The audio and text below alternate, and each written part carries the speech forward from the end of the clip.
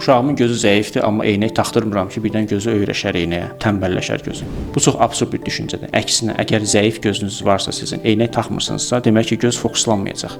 Fokuslanmayan göz, xüsusən də 6-8 yaş arası çəpləşməyə meyilli olacaq. Niyə çəpləşir? Çünki biz gözlə yox, beyinlə görürük. Gözün funksiyası, gözün vəzifəsi beyinə %100 fokuslanmış şəkil göndərməkdir. Əgər gözdə zəiflik varsa və biz eynəklə onu korreksiya eləmiriksə, beyinə bulanıq şəkil gələcək. Beyin də ki, hansı gözdən bulanıq şəkil gəlirsə, o gözü həmişə kənara atmağa çalışır, yəni çəpləşdirməyə. Əgər hər iki gözdən zəif görmə gələrsə, o zaman artıq hər iki gözdə tənbəllik yaranacaq. Tənbəllik nə deməkdir? O deməkdir ki, gözünüz artıq görmə prosesini çox yavaş yerinə yetirir və gələcəkdə 18 yaşından sonra həkim sizə lazer və ya linz əməliyyatı təklif etsə belə, heç vaxt görməniz 100% olmur. Ona görə gözünüzü ömürlük əlil etməmək üçün 18 yaşa qədər zəiflik varsa, mütləqdir ki, eynək taxasınız.